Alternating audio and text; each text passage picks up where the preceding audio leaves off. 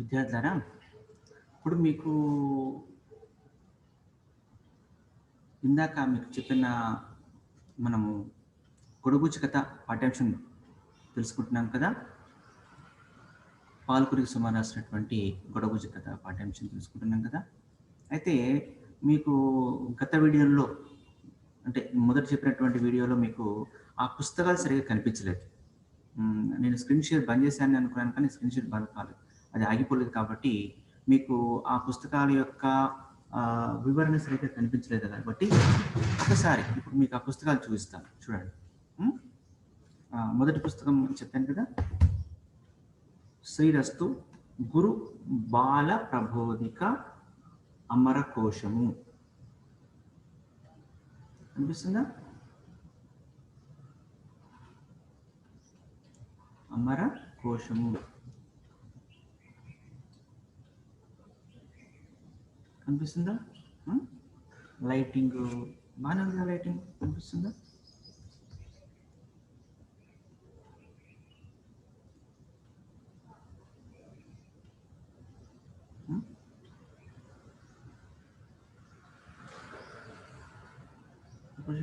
కనిపిస్తుందా?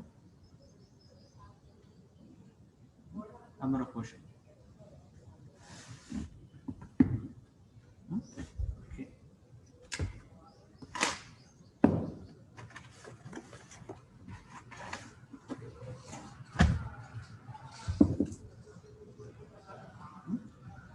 సరే, ఈ పుస్తకంలో చెప్పాను కదా మీకు,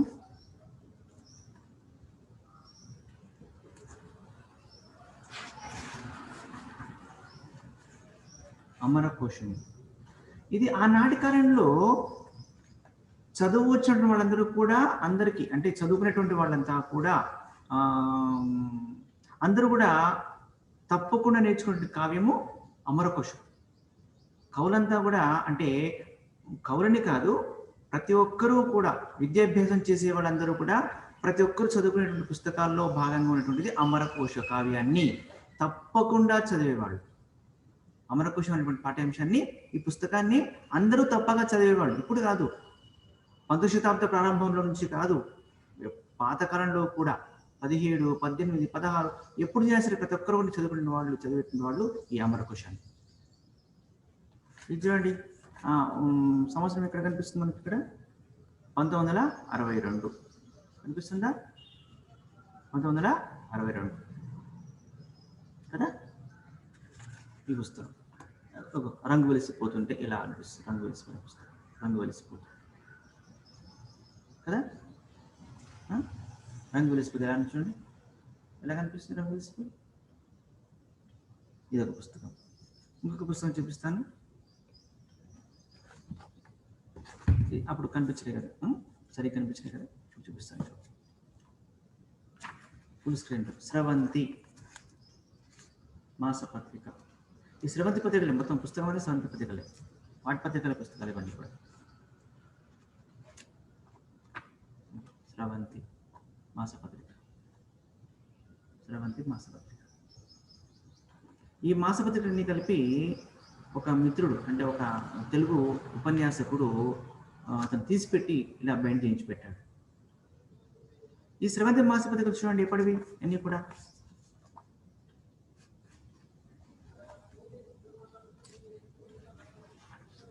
ఇలా ముట్టుకుంటుంటే చాలు చిరిగిపోతుంది.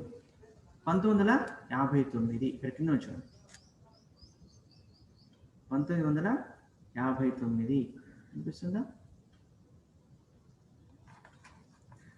1959 సంవత్సరం పుస్తకం, 59 పుస్తకం, దాదాపు 60 ఏళ్ళ పుస్తకం. 60 ఏళ్ళు దాటిపోయింది కదా. చూడండి రంగు ఎలా వెలిసిపోయిందో. సరే, అంటే పుస్తకాలు ఇందాక మీ మొదటి భాగంలో మీకు పుస్తకాలు, ఆ మొదటి భాగంలో పుస్తకాలు సరిగ్గా కనిపించలేదు కాబట్టి మొదటి వీడియోలో పుస్తకాలు చూపిస్తాను. ఇప్పుడు వీడియోలో పాత పుస్తకాలు.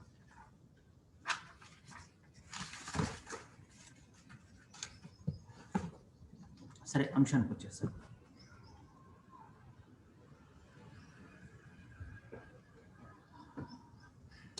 పాఠ్యాంశంలోకి వచ్చేది.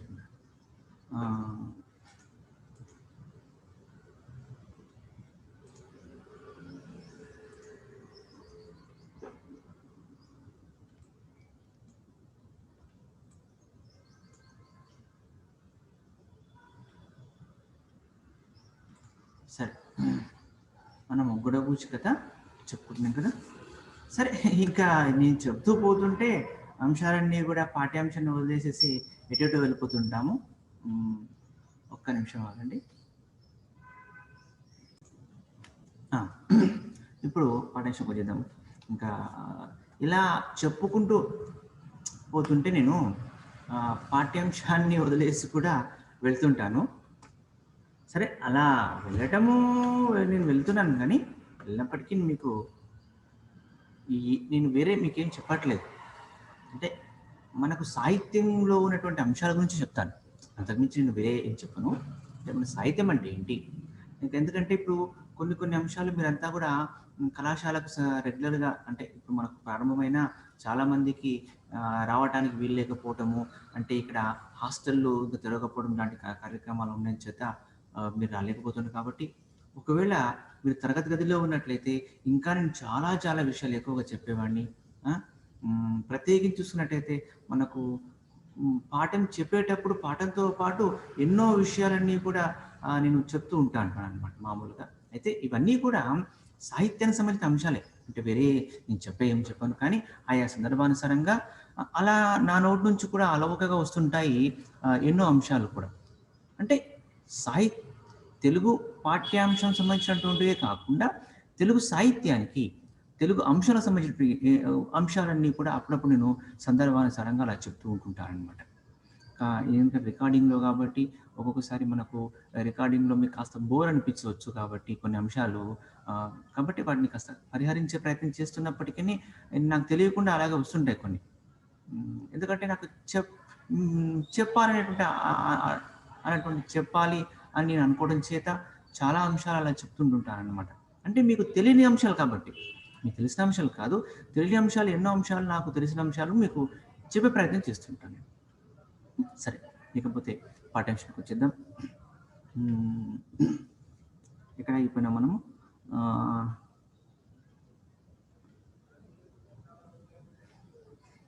మన మానవల్లి రామకృష్ణ కవి గారి గురించి చెప్పుకుంటున్నాడు. సరే, మానవల్లి రామకృష్ణ కవి గారు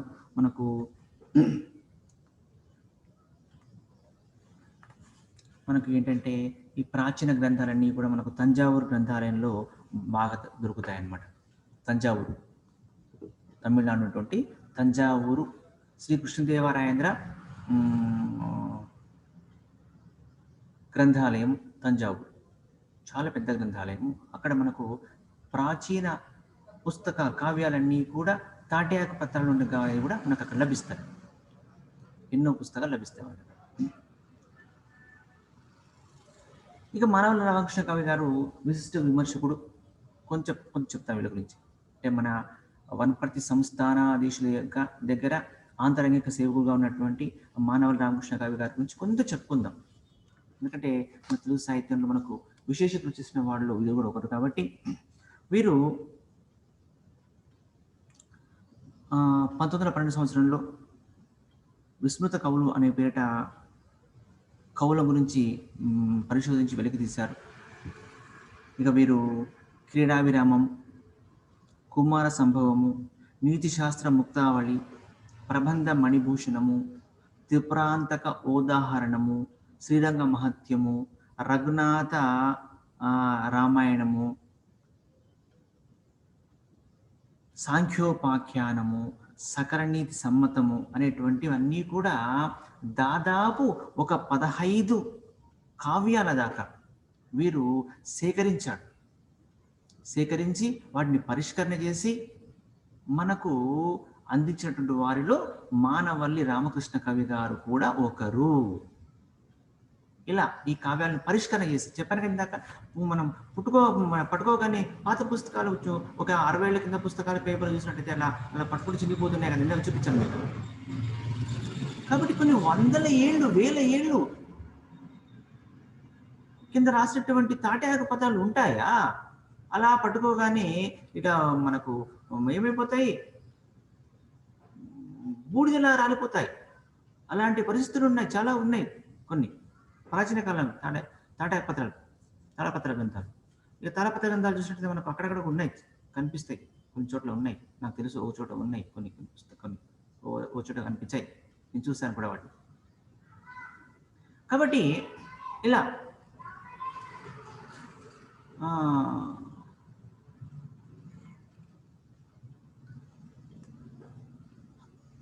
అలనాటి ప్రాచీన కావ్యాలన్నీ కూడా వెలికితీసిన వాడు మనవల రామకృష్ణ కవి.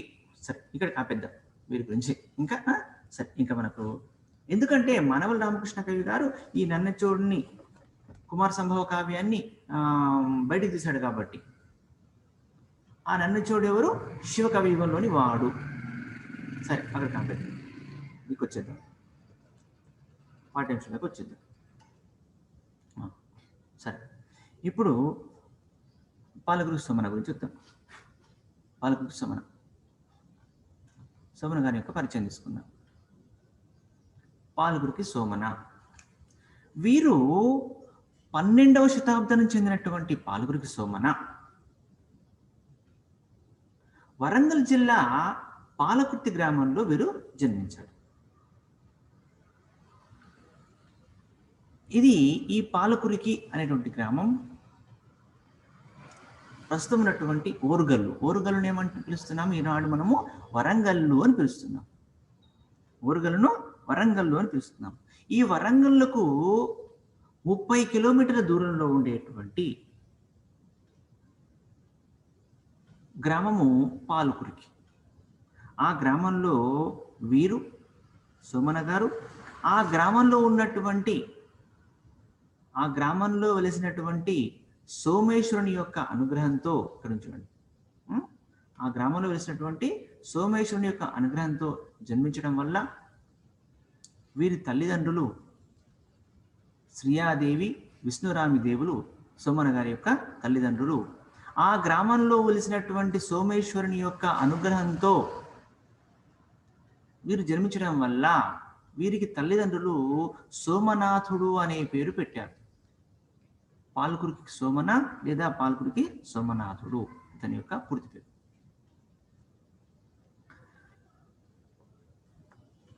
ఇక వీరి యొక్క కాలము 12వ శతాబ్దము 13వ శతాబ్దం మధ్య కాలం వాడు అని చెప్పవచ్చు.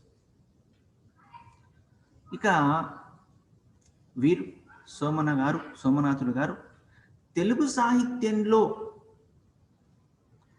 సాహిత్యంలో శైవ సాహిత్యానికి సుస్థిర స్థానం సంపాదించి పెట్టిన వారిలో వీరు ఆద్యుడు, మొదటివాడు, అగ్రగణ్యుడు పాలకురికి సోమన. అచ్చమైనటువంటి తెలంగాణ కవిగా చూడండి, మనకు కావ్యాలు చూసినట్టయితే మనకు కావ్యాలన్నీ కూడా ప్రాచీన కావ్యాలు తీసుకోండి, ఆ కవులంతా కూడా చూసినట్టయితే ఇంతకాలం మీరు చదువుకున్నటువంటి పాఠ్యాంశాల్లో ఉన్నటువంటి కవుల్లో ఎక్కువ శాతం అంతా కూడా మనకు ఆంధ్ర ప్రాంతం కవులే ఎక్కువ కనిపిస్తారు. మన తెలంగాణ ప్రాంతం కవుల యొక్క జీవిత చరిత్రలు, కవుల కావ్యాలన్నీ మనకు పాఠ్యాంశంలో ఎప్పుడూ కూడా ఎక్కువగా పెట్టలేదు. కేవలం 1, 2 అలా మనకు మాత్రమే కనిపిస్తాయి. కాకపోతే ఈ మధ్యకాలంలో మన తెలంగాణ ప్రాంతం యొక్క కవుల యొక్క కావ్యాలను ఈ మధ్యకాలంలో మనం పెడుతున్నప్పటికీ ప్రాచీన సాహిత్యం తెలుసుకోవాలని చెప్పని, అలా మహాభారతం ముందు తెలుసుకోవాలని చెప్పని కొన్ని పెడుతున్నారు. సరే, ఇకపోతే అచ్చమైన తెలంగాణ కవి, తెలుగు కవి మనకు పాలకురికి సోమన. అంటే ఈ పాఠ్యాంశం మనకు ఎందుకు పెట్టారంటే శివకవి గురించి తెలుసుకోవాలి కాబట్టి, అలా శివకవి యుగం సంబంధించినటువంటి కవి గురించి పెట్టినటువంటి పాఠ్యాంశము మనకు సోమన గారి పాఠ్యాంశం. అచ్చమైన తెలంగాణ కవిగా, తెలుగులో ఆది కవిగా గుర్తించాలనేటువంటి బలమైన వాదనలు విమర్శకుల నుంచి వినిపించే కవిగా మనకు పాలకురి సోమన ప్రసిద్ధి పొందినటువంటి వాడు. ఇక వీరి యొక్క రచనలన్నీ కూడా స్వతంత్రాలే, అనువాదాలు కావు. నన్నయ్య ఏం చేశాడు? నన్నయ్య భారతాన్ని, సంస్కృత భారతాన్ని తెలుగులోకి రాశాడు. దాన్ని ఆంధ్రీకరణ అంటున్నాడు. కాబట్టి నన్నయ్య ప్రారంభించినటువంటి ఆంధ్రీకరణ విధానాన్ని ఈయన అనుసరించలేదు. ఎందుకంటే అలా ఆంధ్రీకరణ చేయలేదు. పాతగాన్ని తీసుకుని కొత్తగా నేను దాన్ని తీసి తెలుగులోకి రాస్తున్నా అని రాయలేదు. ఇక ఆనాటి కాలంలో కావ్య ప్రారంభంలో సంస్కృత శ్లోకాన్ని రచించే పద్ధతి కూడా వీరు ఉపయోగించలేదు. అంటే తెలుగు రాదు, సంస్కృతం రాదు అనేటువంటి భావన కవుల్లో ఉంటుందేమో అని చెప్పని ఆనాటి కాలంలో కవులు ప్రారంభంలో ఒక సంస్కృత శ్లోకాన్ని ఉపయోగించి రాసేవాళ్ళు. ఎందుకు? మన మహాభారత కావ్యం తీసుకోండి. మన మహాభారత కావ్యంలో మొట్టమొదట నన్నయ్య గారు రాసినటువంటి మొదటి పద్యం శ్రీవాణి గిరిజాత్సరాయ దదతో వక్షో ముఖాంగేషు అంటూ ప్రారంభం చేశాడు నన్నయ్య గారు. అక్కడ శ్రీవాణి అంటూ ప్రారంభం చేసినటువంటి పద్యం అంతా కూడా సంస్కృత పదమే. శ్రీవాణి సంస్కృత పదమేది. కాబట్టి ఇలా సంస్కృతాన్ని అనుసరించి మొట్టమొదట పెట్టి రాశారు నన్నయ్య గారు. అంటే నాకు సంస్కృతం వచ్చు, నాకు తెలుగు సంస్కృతం రాదు అని చెప్పి అనుకుంటున్నారేమో కవులు అని చెప్పని చెప్తూ మొదట ఆ పద్యాన్ని ఉపయోగించి రాశాడు. అంటే ఆనాటి కాలంలోని వాళ్ళకి ఏంటంటే ప్రాంతీయ భాషలు రాస్తే వీడికి సంస్కృతం రాదని చెప్పనేటువంటి అపోహ ఉంటుందన్నమాట ఆనాటి కాలంలో కవులు. కాబట్టి అలా అపోహపడవద్దు, నాకు సంస్కృతం వచ్చు కానీ నేను రాజరాజ కోరిక మేరకు నేను తెలుగులోకి మహాభారతాంధ్రీకరణ చేస్తున్నానని చెప్పి రాసుకున్నాడు. తను అలా చెప్పుకున్నాడు కూడా ముందు పదాలు చెప్పుకున్నాడు, అవతారిక చెప్పుకున్నాడు. తన మహాభారతాన్ని తెలుగులోకి రాయడానికి గల కారణం ఏంటంటే రాజరాజ నరేంద్రుని యొక్క కోరిక మేరకు నేను మహాభారతాన్ని తెలుగులోకి రచించున్నాను అని చెప్పాడు. తద్వారా నాకు సంస్కృతం వచ్చు అని చెప్పుకున్నాడు. చెప్పుకోవడమే కాదు, అక్కడ సంస్కృత పద్యాన్ని ఉపయోగించి రాస్తూనే ఈ మహాభారతాంధ్రీకరణలో చాలా చోట్ల సంస్కృత పదాలను వేస్తూనే రాశాడు. మరి మన సోమనాథుడు గారు ఏంటంటే అలా చేయలేదు, అలా ఉపయోగించలేదు. అచ్చంగా స్వతంత్రంగా రచించాడు, అనువాదం కాదు. అలాగే సంస్కృత శ్లోకాన్ని రచించే పద్ధతి కూడా రాయలేదు. తెలుగు పద్యంతోనే రచన మొదలుపెట్టాడు. తను చెప్పుకున్నాడు. దాంట్లో ఏం చెప్పుకున్నాడు అంటే సోమన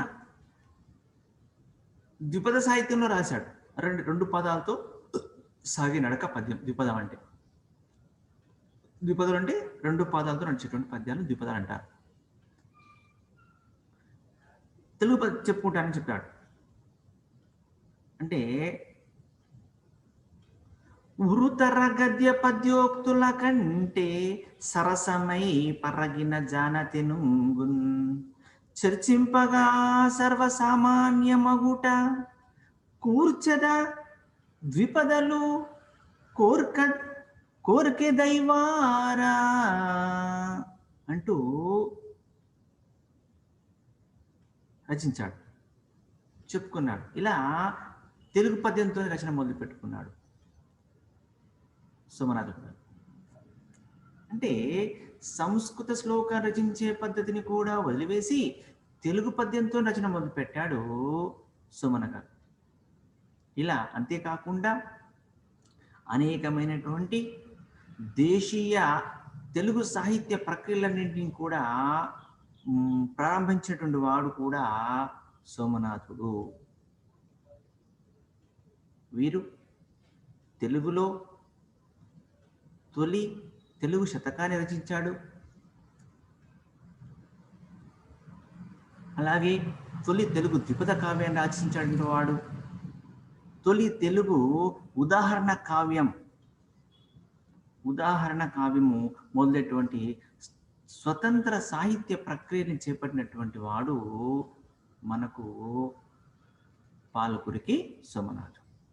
కాబట్టి తెలుగు సాహిత్యంలో శైవ సాహిత్యానికి అంతా కూడా సుస్థిరమైన స్థానం సంపాదించిన వారిలో వీరు ఆద్యుడు, మొదటి వాడుగా చెప్పుకోవచ్చు సోమనాథుడు.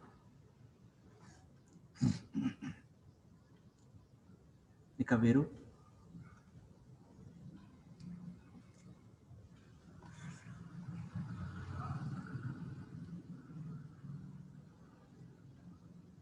రచన చూసినట్టయితే మనకు అనుభవసారం, వృషాధిప శతకం, చతుర్వేద సారం, చెన్నమల్లు సీసములు, బసవ పురాణం, పండితారాధ్య చరిత్ర, ఇవి వీరి యొక్క ప్రసిద్ధమైనటువంటి రచనలు. ఇవి కాకుండా వీరు రుద్రభాష్యం, బసవరగడ, సద్గురు రగడ, పంచప్రకార రగడ, పంచప్రకార గద్య, నమస్కార గద్య, అక్షరాంక గద్య, బసవోదాహరణము, బసవలింగ నామావళి మొదలైనటువంటి లఘుకృతులు ఎన్నింటినో రచించారు. ఇక తన యొక్క రచనలన్నీ కూడా జన సామాన్యానికంతా కూడా అర్థమయ్యే విధంగా ప్రజల భాషను తాను వాహకగా ఎన్నుకున్నాడు. అంటే ప్రజల భాషనే తన యొక్క వాహనంగా ఎన్నుకున్నాడు సోమన గారు. అంతవరకు వచ్చినటువంటి మార్గ కవితా స్థానంలో దేశీ కవితకంతా కూడా పట్టం కట్టాడు సోమనాథుడు. జాన తెనుగుగా దానికి ఒక చక్కని కీర్తిని తెచ్చిపెట్టాడు సోమన గారు. సోమన రచన చూసినట్టయితే సరళంగా ఉంటుంది, గంభీరంగా ఉంటుంది, సౌందర్య మాధుర్య భరితంగా కూడా ఉంటుంది. ఇక అంతేకాకుండా వీరి రచనలో చూసినట్టయితే తెలుగు పలుకుబళ్ళు సంస్కృత పదాలతో పాటు సమానంగా పోటీ పడుతూ కూడా చక్కగా అలరాడుతూ ఉంటాయి. ఇక పాల్గుని సోమన్ రాసినటువంటి పాత్ర చూసినట్టయితే తను సృష్టి చేశాడు పాత్ర. ఆ పాత్రలన్నీ కూడా అద్భుతంగా ఉన్నటువంటి, అంతేకాకుండా అపూర్వంగా కూడా ఉన్నాయి. సామాజిక జీవితాన్ని కూడా సన్నిహితంగా ఉంటూ వస్తున్నాయి. ఇక అంతేకాకుండా సోమన గారు సృష్టించినటువంటి పాత్రలన్నీ కూడా చూసినట్టయితే అవి మామూలు మనుషుల్లాగా సహజంగా సజీవంగా మనకు కనిపిస్తూ వస్తాయి. ఇవి ఒక ప్రత్యేకమైన వ్యక్తిత్వంతో వైవిధ్య భరితంగా కూడా మనకు కనిపిస్తూ వస్తాయి ఈ యొక్క పాత్రలన్నీ కూడా. ఇక అంతేకాకుండా సోమన పాత్రల యొక్క ముగ్ధత్వాన్ని ప్రదర్శించడంలో కూడా సోమనకు మించినటువంటి కవి లేడు. చాలా చక్కటి ఉన్నతమైన కవిగా చెప్పుకోవచ్చు. ఇక వ్యవహారిక పదజాలంతో పాత్రల యొక్క సహజత్వాన్ని మనోజ్ఞంగా చిత్రించాడు సోమన గారు.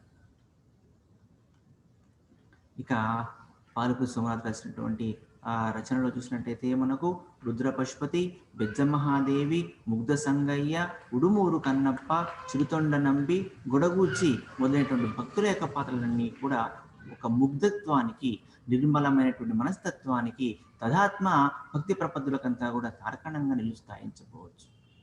బసవపురాణంలో ఉన్నటువంటి గొప్ప భక్తుల కథల్లో గొడగూచి కథ కూడా ఒకటి. సరే, ఇక పాలకు సోమన గురించి కొంచెం చెప్తున్నాం.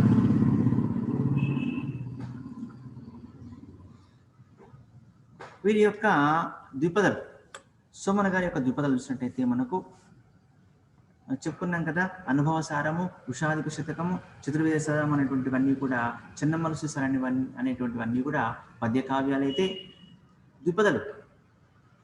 ద్విపదల్లో చూసినట్టయితే మనకు బసవ పురాణం, పండితారాది చరిత్ర అనేటువంటివి ద్విపదల్లో ద్విపద కావ్యాలు.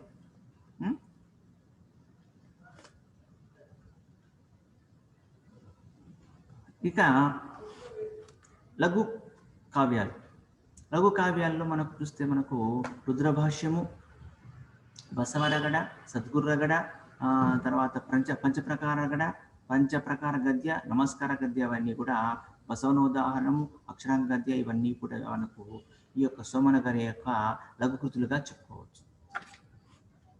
ఇక పాల్గురికి స్థానం చూసినట్టయితే మనకు తెలుగు తోటలో, తెలుగు సాహిత్యంలో పాల్గురికి స్థానం అంతా మనకు చూస్తే,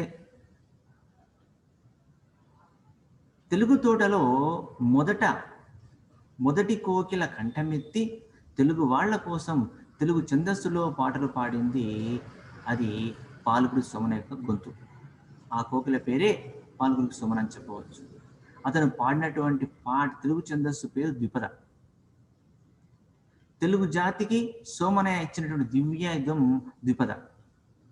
తెలుగు జాతికి సోమన ఇచ్చినటువంటి గొప్ప కానుక ద్విపద. పాలుకు సోమన అనేవాడు పుట్టకపోతే తెలుగు వాళ్లకు ఏ ఛందస్సు అంతా కూడా ఇంతగా రాణించేది కాదేమో అని చెప్పవచ్చు. ప్రజల కోసమే పాలుగురు సోమన పుట్టాడు. ప్రజలు అతన్ని అమరకవిగా చేశారు అని చూస్తున్నట్టయితే మనకు ఆరుద్ర గారి యొక్క సమగ్రాంధ సాహిత్యంలో ప్రఖ్యాత విమర్శకులు ఆరుద్ర గారు తన యొక్క సమగ్రంగా సాహిత్యంలో ఇలా చెప్పుకున్నారు. ఇక వీరి యొక్క రచనలు చూసినట్టయితే మనకు గద్యములు పద్యముల కంటే రసవంతమైనటువంటి జానతెనుగు సర్వసామాన్యంగా వీరి యొక్క రచనలో కనిపిస్తూ వస్తుంటుంది. కాబట్టి వీరు సోమన గారు ద్విపద కవిత్వం రాస్తానని చెప్తూ అలా రాశాడు. సంస్కృత భూయిష్టమైన రచన అందరికీ అందుబాటులో ఉండదు కాబట్టి సరళమైన పదజాలంతో ద్విపదలలో కావ్య రచన చేస్తానని చెప్పని అలాగే చేశాడు సోమన గారు. వీరి యొక్క రచనా విధానం చూసినట్టయితే మనకు సరళత్వము, గంభీరత, సౌందర్యము, మాధుర్యము, తెలుగు పలుకుబళ్ళు అనేవి అన్నీ కూడా మనకు చాలా సమానంగా కనిపిస్తూ వస్తుంటాయి.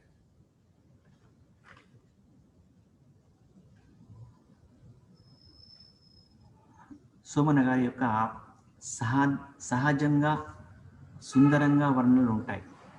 ఇలా సహజంగా సుందరంగా వర్ణనలు చేయడంలో సోమనాథుడు సమర్థుడు.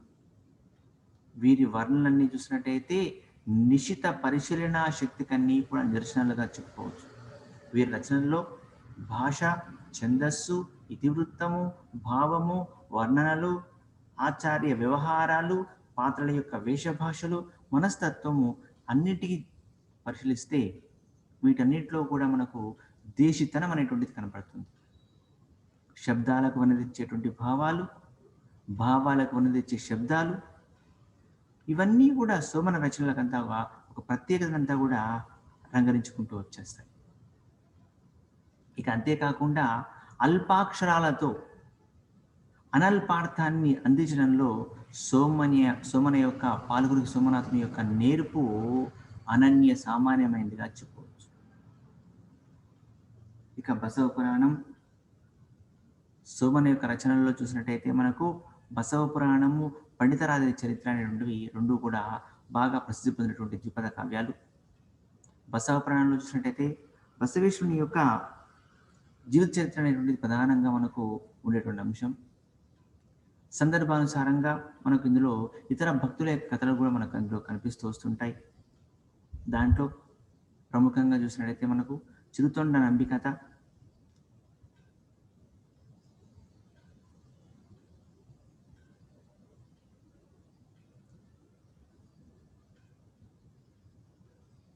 బసవ పురాణంలో బసవేశ్వరుని యొక్క జీవిత చరిత్ర ప్రధానంగా ఉంటుంది. సందర్భానుసారంగా ఇతర శివభక్తుల కథలు కూడా ఇందులో చేర్చబడ్డాయి. ఇది మొత్తం అంతా కూడా బసవ పురాణం 7 ఆశ్వాసాల కావ్యం. దీనిలో బెజ్జ మహాదేవి, రుద్ర పశుపతి, గుడగూచి కథ, చిరుతొండ నంబి కథలు అనేటువంటివి రసవత్తరంగా ఉండేటువంటి కథలు. శైవమత గ్రంథంగా కూడా దీనికి ఆంధ్ర కర్ణాటక దేశంలో చాలా ప్రసిద్ధి ఉన్నటువంటిది కావ్యము బసవ పురాణ కావ్యం.